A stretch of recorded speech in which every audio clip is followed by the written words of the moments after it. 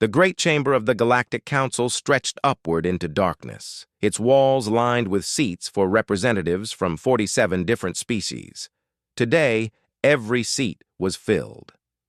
Ambassador Park Min-ho stood in the center circle, his hands clasped behind his back, trying to appear calm even though his heart raced. The Zenthari spokesperson hovered above its crystalline podium, its body catching the light and splitting it into rainbow patterns. When it spoke, its voice came through translators as cold and precise as mathematics. We gather to address the human problem. For 3 generations, this species has disrupted galactic order. They ignore protocols. They act on emotion rather than logic. They interfere where they have no authority. Park Min-ho had heard these accusations before, but never in such a formal setting. Around the chamber, other species shifted in their seats. Some looked uncomfortable. Others nodded in agreement. The Vax commander rose next, its insectoid body clicking as it moved. 2 months ago, human ships violated the Tyrannus trade corridor to evacuate refugees. They ignored our clear orders. They claimed a humanitarian crisis gave them the right to break our laws. Those people would have died, Park Min-ho said quietly. That was not your decision to make, the Vax commander replied. Its multifaceted eyes reflected no sympathy. The refugees were fleeing a local conflict. By council law, interference in regional disputes is forbidden. Yet humans always believe their feelings matter more than our laws. A Thule representative, its empathic field radiating distress, spoke up. The humans saved 12,000 lives that day. My own cousin was among them. How can we call this a crime? The Zenthari spokesperson turned its attention to the Thule. Your species is overly influenced by emotional bonds. This is precisely why human presence corrupts proper decision-making. They spread their weakness to others. Park Min-ho wanted to argue, to defend humanity's actions, but he knew it would not help. The council had already decided. This meeting was just a formality. The evidence continued. Human peacekeepers had refused to abandon a colony under attack, even though the colony had no strategic value. Human diplomats kept forming personal friendships with species the council considered primitive or worthless. Human doctors treated patients based on need rather than their species' political importance. Human teachers welcomed students from any background, regardless of their genetic advantages or social standing. Every example was presented as proof of human failure. Every act of kindness was twisted into evidence of weakness. Ambassador Kim Ji-woo sat in the human delegation area, her face carefully neutral. She had worked for 20 years to build relationships across the galaxy. She had helped negotiate peace treaties, established cultural exchange programs, and created medical partnerships that saved millions of lives. Now, she watched it all crumble. Humans are chaos, the Zenthari continued. They cannot be predicted. They make decisions based on concepts they cannot even define properly. Honor, compassion, dignity. These words have no mathematical value. Yet humans build their entire civilization around them. Maybe that is exactly why we succeed, Park Min-ho said. His voice carried across the chamber, and several species turned to look at him. You call it chaos. We call it caring about others. You call it weakness. We call it strength. Every species in this chamber has benefited from human help at some point. How many of you received aid during disasters? How many have human friends who stood by you when your own people did not? How many owe your lives to human doctors who refused to give up on you? For a moment, silence filled the chamber. Then the Vax commander spoke again. Sentiment. Nothing more. The galaxy does not run on sentiment. It runs on order, efficiency, and logical allocation of resources. Humans disrupt all 3. The vote was called. Park Min-ho stood in his circle and watched the display screens light up. 43 species voted for expulsion. Only 4 voted against. The Thule, the Maresi, and two smaller species who remembered what humanity had done for them. "The decision is final," the Xanthari announced. "Humanity is expelled from the Galactic Council. You have 1 standard year to withdraw from all council space. All diplomatic posts must be abandoned. All joint ventures must be dissolved. All human presence in council affairs must end." Park Min-ho bowed his head, not in shame, but in sadness. "We will comply," he said. "Humanity does not force itself where it is not wanted. We will leave peacefully." As the council session ended, several alien representatives approached the human delegation. A Thule touched Kim Ji-woo's arm gently, its empathic field radiating grief. "This is wrong," it whispered. "We tried to stop it." "We know," Kim Ji-woo replied. She placed her hand over the Thule's appendage. "Thank you for trying." A Maresi floated in its mobile water tank, its translator carrying a sound like rushing waves. "When my colony ships lost power in deep space, every council species said rescue was too expensive, too difficult, not worth the resources. Only humans came. You saved 6,000 of my people. I will never forget."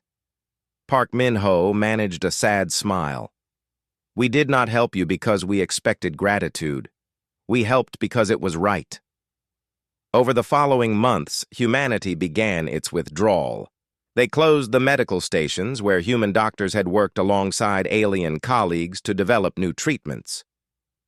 They shut down the schools where human teachers had helped struggling students from dozens of species learn to read. They dismantled the refugee centers where humans had provided shelter and hope to those fleeing disaster. Lieutenant Choi Seo-jun commanded the last human relief ship leaving the Outer Rim. As his crew packed supplies and said goodbye to the alien communities they had served, he received a message from a Thule doctor they had worked with for years. "The Council thinks everything will be fine without you," the message said. "They think we can replace human kindness with efficient systems. They are wrong. Please do not forget us." Choi Seo-jun sent a simple reply. "We never forget anyone." As human ships departed from stations and outposts across the galaxy, they left behind empty spaces that had once been filled with laughter, cooperation, and hope. The Council leadership assured everyone that these gaps would be filled quickly with more logical, efficient solutions. But among the ordinary people of the galaxy, a different feeling grew. It felt like losing a friend who had always been there in hard times. It felt like watching the best part of themselves walk away. And in the cold mathematics of the council chambers, no one noticed this feeling at all. 5 years had passed since humanity left council space. In the great chamber where the vote had taken place, the Xanthari spokesperson reviewed efficiency reports with satisfaction. Resource allocation had improved by 12%. Decision-making time had decreased by 18%. Everything was running more smoothly now that emotional interference had been removed. On paper, everything looked perfect, but across the galaxy, a different story was unfolding. The Vax and Xanthari, once united in their opposition to humanity, now fought over mining rights in the Kessar Belt. Without human mediators to find compromise, both species dug into their positions. The Vax insisted their military strength gave them first claim. The Xanthari argued their superior technology made them more efficient miners. Neither would back down. What had started as a simple resource dispute escalated into armed skirmishes. Ships were damaged, soldiers died, and still no one could find common ground because no one had the patience to truly listen to the other side. Dr. Vest II, a Thule physician, walked through the corridors of Station Meridian with growing despair. The medical bay was overwhelmed with patients from 5 different species, each requiring specialized care. Before the humans left, there had been human doctors who somehow understood how to treat everyone. They had an instinct for healing that went beyond mere knowledge. A Corvin child lay dying in bed 7. Its physiology was so different from other species, that the medical database offered only basic guidelines. Vest 2 had followed every protocol perfectly, but the child continued to fade. 5 years ago, Dr. Bae Hyun Woo would have been here. He would have spent hours observing the child, talking to the parents, trying unconventional treatments until something worked. He treated patients like people, not like problems to be solved. Vest 2 tried to remember what Bae had taught her.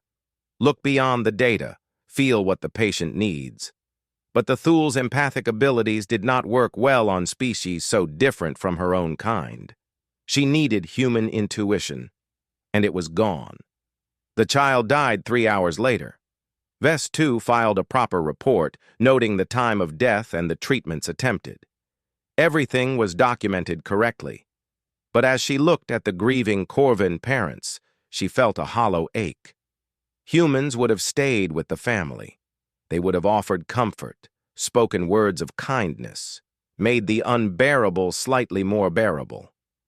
Humans knew how to care for the living as well as treat the dying. Across the galaxy, similar scenes repeated. Station medical bays operated with perfect efficiency but increasing mortality rates. The Council's health systems could handle routine cases, but they struggled with anything complex or unusual. Without human doctors to bridge the gap between different species' medical knowledge, treatments that had worked for years began to fail. The refugee crisis grew worse.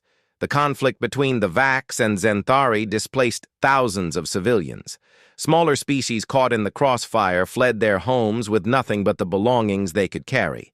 They arrived at Council stations begging for asylum. The Council processed their requests through the standard system.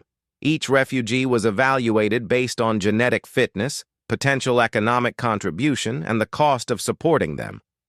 Those who scored too low were denied entry. Those who could not prove their value to galactic society were turned away. A Maresi administrator named Kelvar watched refugee ships being turned back from his station. Among them was a family of Noviks, their scales dull from malnutrition, their children crying in fear.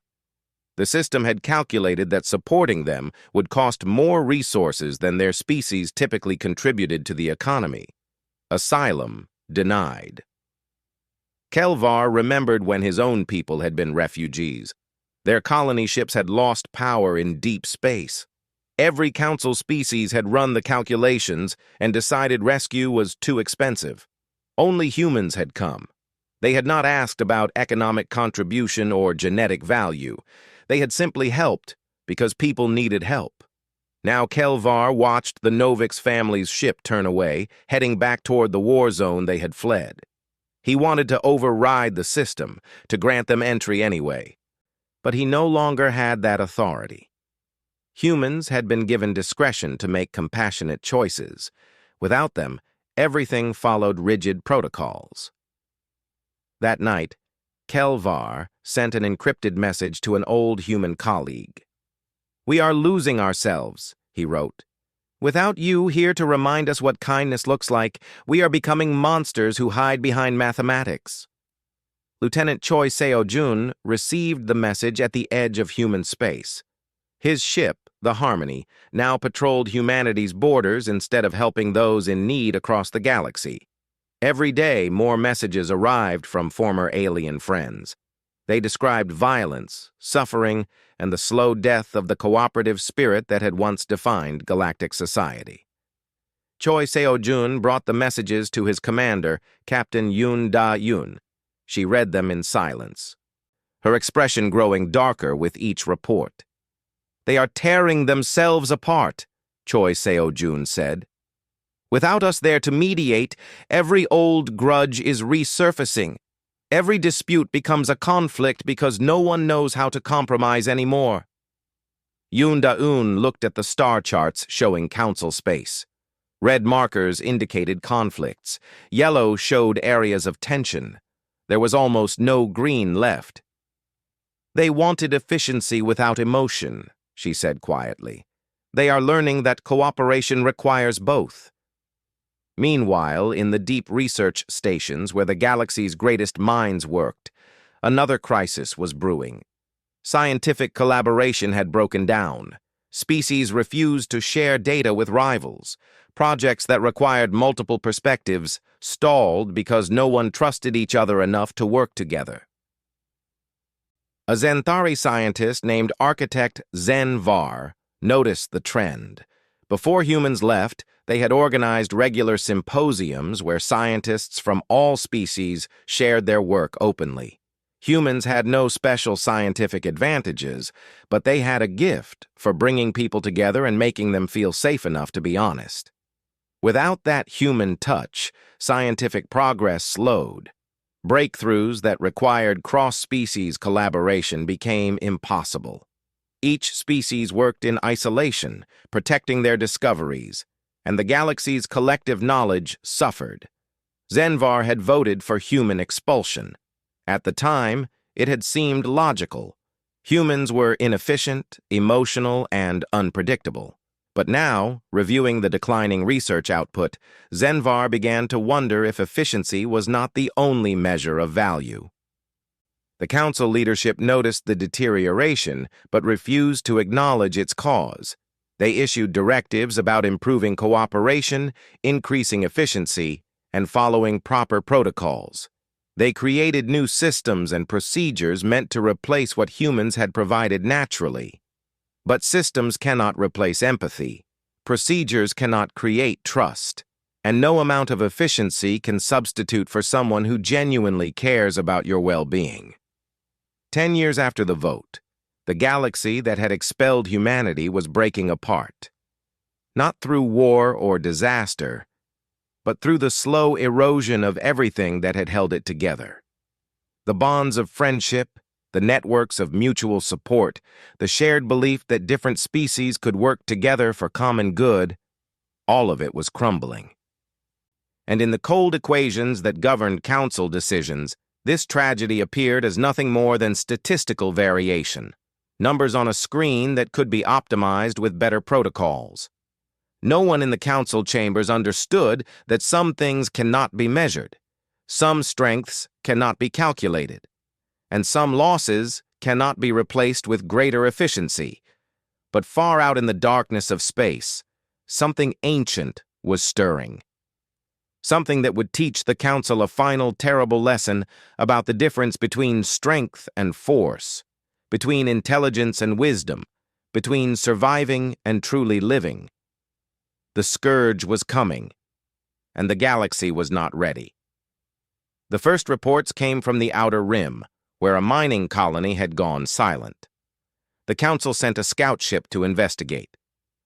It found nothing but empty buildings and a strange organic residue coating every surface. The miners were gone, not killed, not evacuated, simply consumed. 3 more colonies vanished in the following week, then 7, then 20. The pattern was always the same. Ships would arrive to find abandoned settlements covered in the same strange residue.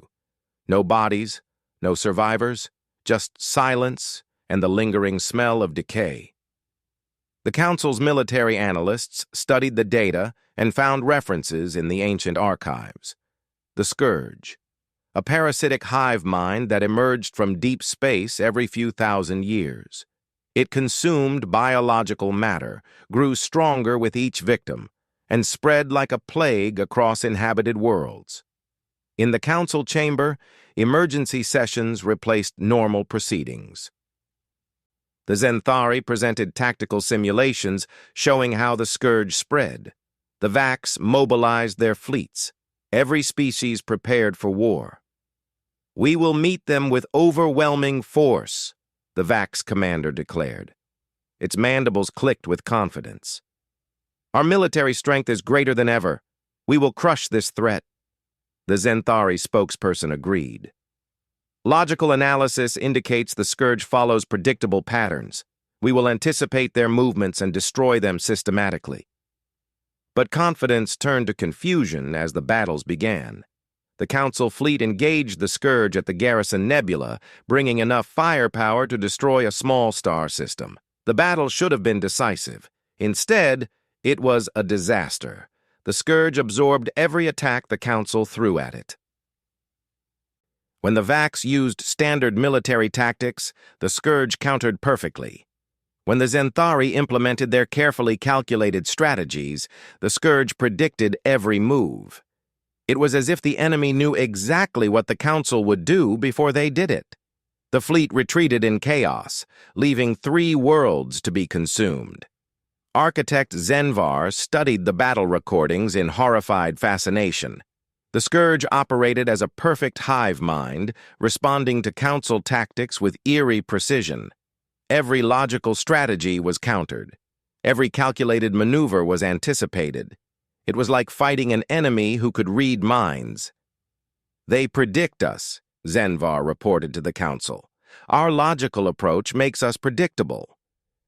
The Scourge has evolved to counter species that think in patterns." "Then we need better patterns," the Vax commander insisted. "More complex strategies." But more complexity did not help. The Scourge adapted to every new tactic. It consumed world after world, growing stronger while the Council fleet grew weaker. Millions fled before its advance, creating the largest refugee crisis the galaxy had ever seen. Captain Yoon Da-un watched the broadcasts from Earth's deep space monitoring station. Her crew stood silent as they watched galactic news feeds showing the Scourge's advance. Entire civilizations were being erased. "We fought them before," her tactical officer said quietly. 800 years ago, a human colony encountered the Scourge in the Desolation Sector." Yoon Da-un pulled up the old records. The colony had been small, barely 5,000 people. When the Scourge attacked, they had no chance of survival. But they had not died. The colonists, led by Admiral Han Yuna, had found a way to fight back. The report was brief but clear. The Scourge could predict logical responses, but it struggled with genuine unpredictability. The colonists had abandoned all standard military tactics and fought with what the report called emotional improvisation. They made decisions based on instinct, compassion, and split-second moral choices rather than calculated strategy. One commander had sacrificed her ship to save civilians instead of following the tactically sound choice of protecting military assets. Another had broken formation to rescue wounded enemies, disrupting the Scourge's predicted attack pattern. Time and again, humans had done things that made no logical sense, but somehow worked. The Scourge's hive mind could not adapt to people who genuinely did not care about efficient outcomes.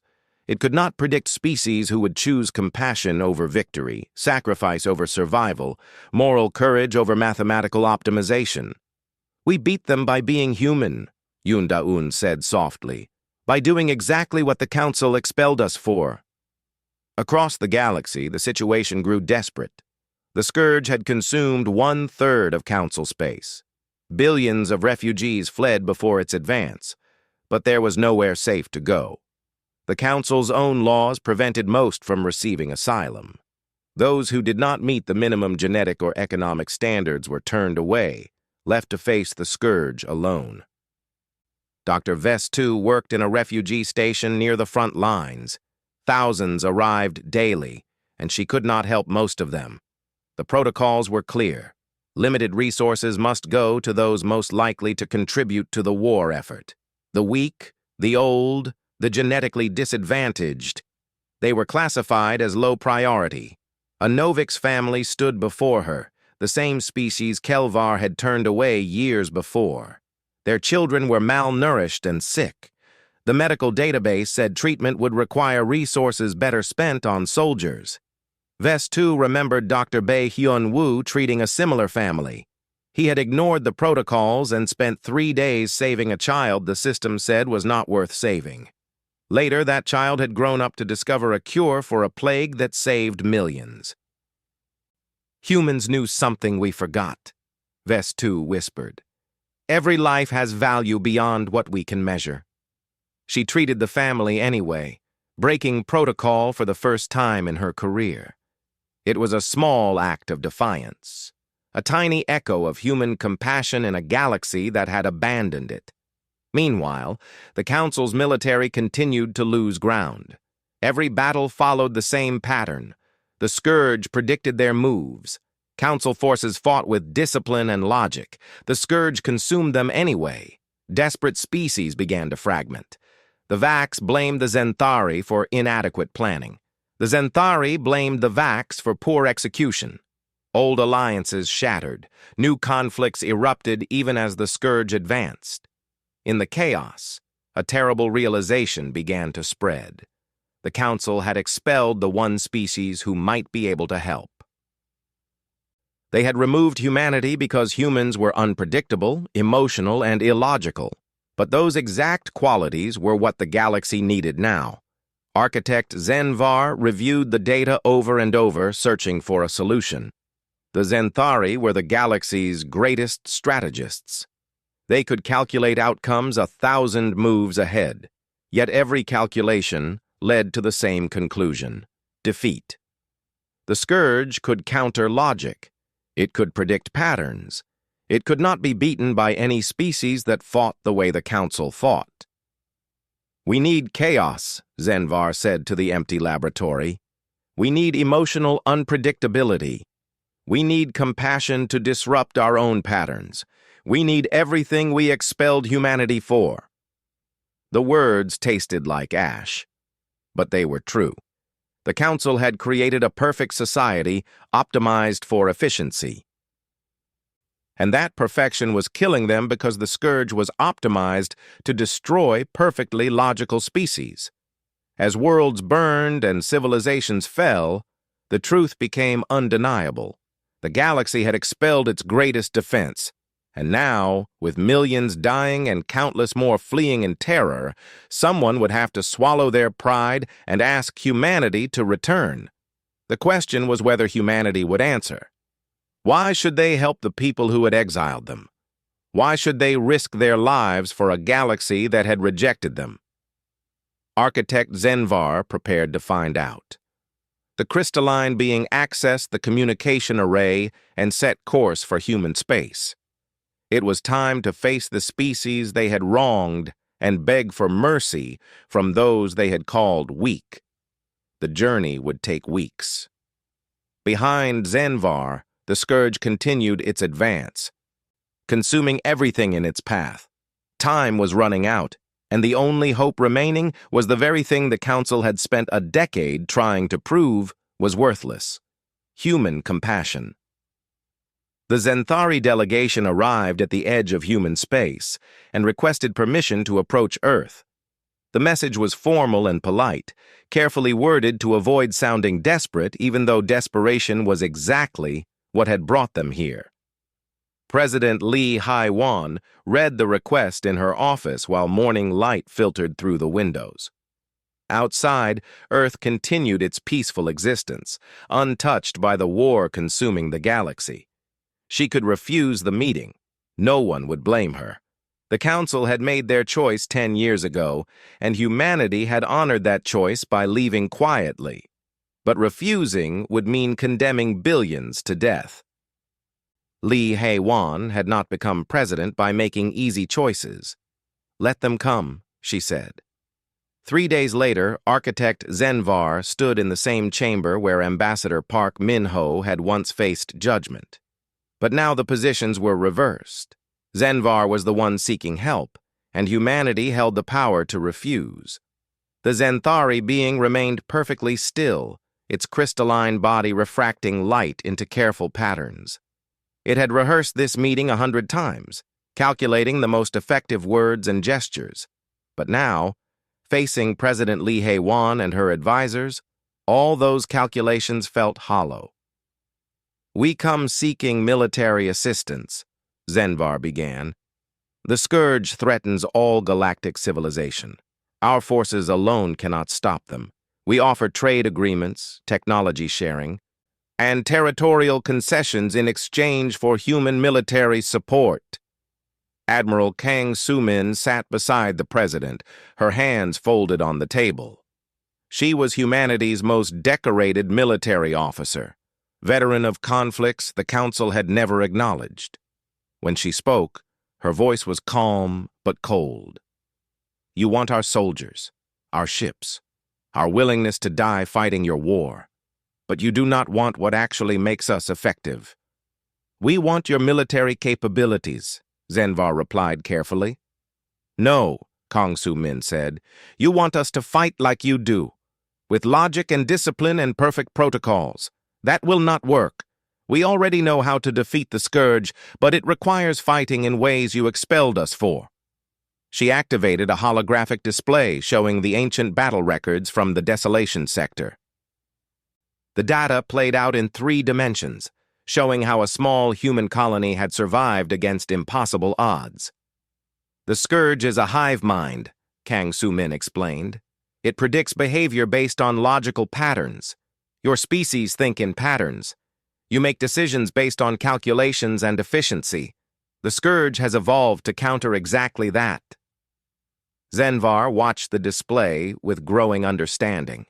The human colonists had won by doing things that made no tactical sense. They saved civilians instead of military assets. They sacrificed strategic positions to rescue wounded enemies. They chose compassion over calculated advantage again and again. You won by being illogical, Zenvar said. No, President Lee Hae-won corrected gently. We won by caring about things beyond victory. The Scourge cannot predict genuine compassion because compassion does not follow predictable patterns. It is based on empathy, on seeing others as people rather than assets. You expelled us because we made decisions based on those values.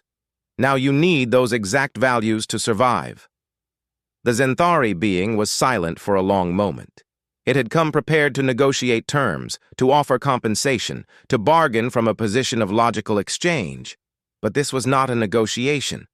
This was a reckoning. We were wrong, Zenvar said finally. The words came slowly, as if each one required effort. We believed efficiency was the highest value. We thought emotion was weakness. We created a galaxy optimized for productivity and lost the ability to care about each other. Without humans to remind us, we forgot what we were supposed to be optimizing for. And what was that? Lee Hae-won asked. Life, Zenvar answered. Not just survival, but life worth living. You understood that. We did not. Across Earth, debates raged. News broadcasts showed the Scourge's advance, the refugee crisis, the desperate pleas from trapped civilians. Many humans argued that the Council deserved what was happening. They had expelled humanity. Let them face the consequences alone. But others remembered the individuals they had worked with, the Thule doctors who had been their friends, the Maresi administrators who had tried to help, the countless ordinary people across the galaxy who had nothing to do with the Council's vote. Dr. Bae-hyun-woo watched the broadcasts from his home in Seoul. He saw footage of refugee camps where Thule doctors struggled to treat patients with inadequate training. He recognized Dr. Vest II in one image, her empathic field radiating exhaustion as she worked over a dying patient. That night, he sent a message to President Lee Hae-won. If we help, I want to return to Station Meridian. Dr. Vest II needs support.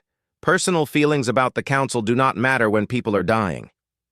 Similar messages arrived from thousands of humans across Earth and the colonies. Teachers wanted to return to their students. Engineers wanted to help repair damaged stations. Peacekeepers wanted to protect civilians. Not because the Council deserved help, but because innocent people needed it. Captain Yoon Da-eun met with Admiral Kang Su-min to discuss military strategy. If humanity committed forces, they needed to understand what they were facing. The Scourge learns from every battle, Yoon Da-eun said. By now it has adapted to every tactic the Council uses. If we fight their way, we will lose too. Then we fight our way, Kang Su-min replied. We rescue refugees even when tactically disadvantageous. We protect civilians even when it exposes our forces. We make decisions based on what is right rather than what is efficient. That is what disrupts the Scourge's predictions. It also means higher casualties, Yoon Da-eun said quietly. Yes, we will lose people saving others. We will sacrifice strategic advantages for moral principles. Humans will die protecting aliens who rejected us. But that is who we are. That is why the Scourge cannot predict us. Because we genuinely value life more than victory. The meeting with architect Zenvar concluded with President Lee Hae-won's decision. Humanity would help, but not on the Council's terms. We will fight the Scourge, she said. We will protect civilians and refugees. We will treat all species with dignity, but we will not follow Council military protocols. We will not abandon people because saving them is inefficient. We will not optimize for victory at the expense of our values. If you want our help, you accept that we operate by our own moral code. Zenvar's crystalline form seemed to dim slightly. The Council will not easily accept human authority in military matters. Then the Council can keep losing, Lee Hae-won replied. We are not asking for authority. We are stating our terms. You can accept help offered with compassion and moral courage, or you can face the Scourge alone with logic and efficiency. Choose. The Zenthari being knew there was no real choice. The Council was dying. Their perfect systems were failing. Their optimized strategies were useless. Pride had no value when extinction approached. We accept your terms, Zenvar said. Within days, human ships began mobilizing. The fleet that assembled was smaller than the Council's forces, but carried something the Council had lost: unity of purpose. Every human volunteer understood they might die protecting people who had expelled them. They came anyway, because that was what humans did. Ambassador Park Min-ho, now elderly but still sharp, prepared to return to Council space. He had watched the vote that exiled his people.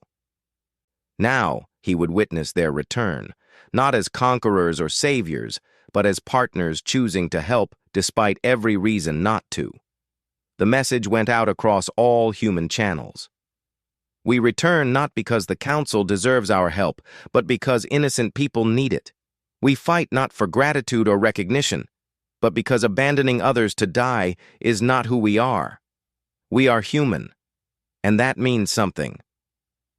Across the galaxy, word spread that humanity was coming back. In refugee camps, people who remembered human kindness felt hope for the first time in years. On the front lines, exhausted soldiers heard that help was finally arriving. And in the darkness of space, the Scourge continued its advance, unaware that it was about to face an enemy unlike any it had encountered before. An enemy that could not be predicted because it fought for something the Scourge could never understand: love for others.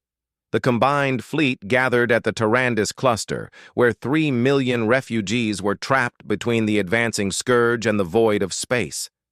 Council strategists wanted to evacuate essential personnel first, prioritize military assets, and maintain defensive formations. Standard procedure, logical planning, everything the Scourge could predict. Admiral Kang Soo-min stood on the bridge of her flagship, the Resilience, and rejected every Council recommendation. We evacuate everyone, she said firmly.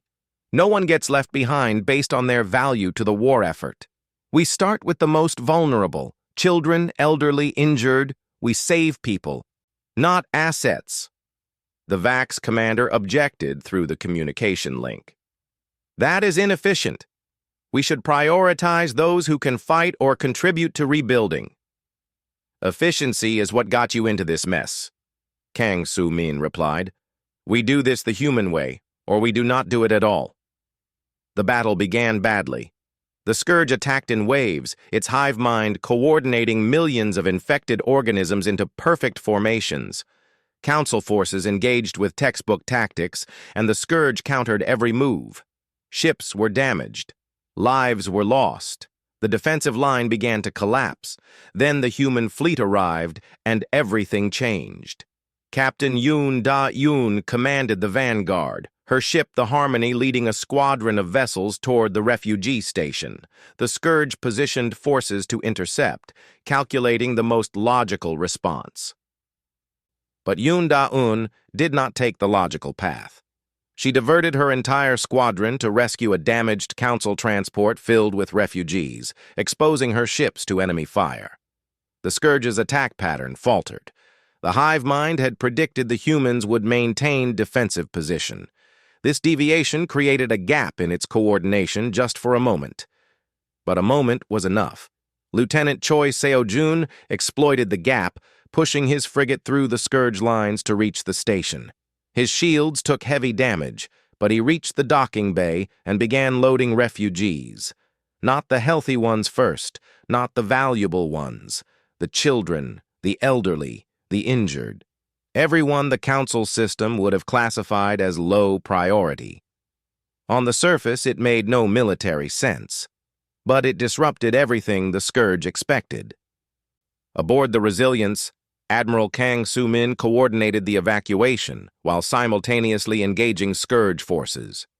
Her tactical decisions baffled the council observers. She sacrificed strategic positions to protect civilian transports. She diverted firepower from military targets to create safe corridors for refugees. She made choice after choice that prioritized life over tactical advantage. And the Scourge could not adapt. Its hive mind kept anticipating logical military responses, but humans refused to be logical. They operated on compassion, on moral conviction, on the stubborn belief that every life mattered more than winning. Dr. Bae Hyun-woo worked in the Harmony's medical bay, treating wounded refugees as they arrived. Dr. Ves Tu worked beside him. Her empathic abilities finally supported by someone who understood how to treat patients as people rather than problems. A Corvin child was brought in, the same species that had died years ago when Ves Tu worked alone. This time, with Bae's guidance, they tried unconventional treatments. They spent hours observing, adapting, refusing to give up. The child survived. "You taught me this," Ves Tu said, her empathic field radiating gratitude. "That medicine is not just about following protocols. It is about caring enough to find a way." Across the battlefield, human ships engaged the Scourge with tactics that seemed suicidal. One destroyer deliberately drew enemy fire to protect a refugee convoy. Another rammed a Scourge mass to clear a path for escaping civilians. Time and again, humans chose to risk everything for others. The turning point came when Lieutenant Choi Seo-jun found himself trapped behind enemy lines. His ship was damaged, shields failing, and a Scourge hive node blocked his escape route. The logical choice was to abandon ship and let the Scourge have it. But his cargo hold was filled with refugees, mixed species, children crying in fear, families clinging to each other. "We are going through that node," Choi Seo-jun told his crew. "We ram it if we have to." His crew, human and alien alike, agreed without hesitation. They trusted each other completely. They shared a purpose that went beyond survival. And that unity, that genuine bond forged through caring about each other, was something the Scourge's hive mind could never replicate. The Harmony accelerated toward the hive node at full speed. At the last moment, Choi Seo-jun diverted all power to weapons and fired everything at point-blank range. The explosion tore through the node, creating a chain reaction that disrupted the Scourge's coordination across the entire sector. The ship survived, barely. Hull breached in 3 places, engines failing, but every refugee aboard was alive. As the Scourge's coordination shattered, human forces pressed their advantage. But they did not press it by being better warriors. They pressed it by being better people. They rescued stranded council soldiers even from species that had voted for expulsion. They shared medical supplies with wounded enemies. They offered help without conditions or judgment. Admiral Kang Soo-min led a desperate assault on the Scourge's primary mass, knowing it might be a one-way trip. Her ship took catastrophic damage, but she bought time for the last refugee transports to escape. When her crew prepared to evacuate, she stayed at her post until every single person, human and alien, was off the ship first. Captain Yoon Da-eun pulled the Resilience out of the combat zone at the last second, rescuing Admiral Kang from certain death. It was tactically unsound. It risked the entire evacuation. But it was the right thing to do, and Yoon Da-un never hesitated. The Battle of Tyrannus Cluster ended with the Scourge in retreat for the first time, not because they were outfought, but because they could not predict or counter an enemy that genuinely valued compassion over victory. The hive mind's perfect logic failed against humanity's imperfect heart. In the aftermath, 3 million refugees were safe. The Scourge's advance had been broken. And the galaxy stood at a crossroads. Architect Zenvar walked through the refugee camps that human volunteers had organized. Zenthari logic had said these people were not worth saving. Yet here they were, alive and receiving care from humans who asked nothing in return. Children played, families reunited. Hope existed where calculation had said there should be none. The council convened for another historic vote. This time, it was not about expelling humanity. It was about whether to learn from them. We built a society on efficiency, Zenvar addressed the chamber. We optimized everything except what mattered most. Humans showed us that compassion is not weakness. Moral courage is not inefficiency. Caring about others is not a liability. It is the greatest strength any civilization can have. The vote was not unanimous. Some species still clung to their old ways, but enough voted for change. Enough recognized that the galaxy could not continue as it had been. Ambassador Park Min-ho, invited back to his old seat, did not celebrate. When asked to speak, he simply said, "We did not return to prove we were right. We returned because people needed help. That is all that matters. What happens next is up to all of us together." The reconstruction began.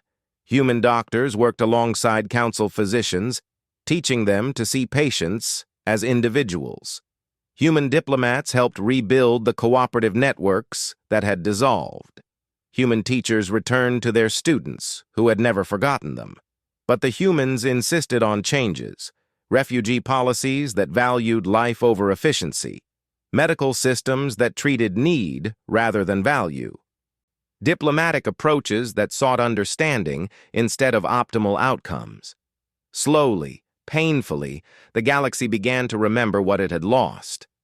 Dr. Bae-hyun Woo and Dr. Ves Tu established a training program for cross-species medicine. Lieutenant Choi Seo-jun led peacekeeping missions that focused on protecting civilians rather than securing strategic assets. Captain Yoon Da-un commanded a mixed fleet where trust mattered more than rank. 10 years after their expulsion, humanity had returned, not as conquerors, not as saviors, but as partners who remembered that civilization meant more than efficient systems and optimal outcomes. It meant caring about each other, even when that caring seemed illogical, especially then. In the council chamber, a new vote was called. This time it was about something simple but revolutionary, establishing the principle that all sentient life has inherent worth, regardless of their economic contribution or genetic advantages. The vote passed. Not easily, not unanimously, but it passed. Ambassador Park Min-ho looked around the chamber at representatives from 47 species. Some of them had voted to expel humanity, some had stood by and let it happen. But today, they were voting to embrace what humanity had always believed. "What do we tackle first?" he asked. Because that was what humans did. They did not waste time on vindication or resentment. They looked forward and asked what needed to be done next. They built instead of tore down. They healed instead of hurt. They chose hope over despair, again and again, even when despair seemed logical. The galaxy had wanted efficiency without emotion. They had gotten chaos and death. Now they were learning to want something different, something better, something that looked a lot like what humans had been offering all along. A civilization built on the radical idea that everyone matters, that compassion is strength, and that the best measure of society is how it treats those who need help the most. It would not be easy. There would be setbacks and resistance. But for the first time in years, the galaxy had hope. And that hope wore a distinctly human face. Not because humans were superior, but because they had never stopped believing that everyone together could build something worth fighting for. Outside the council chamber, the stars shone on a galaxy beginning to heal.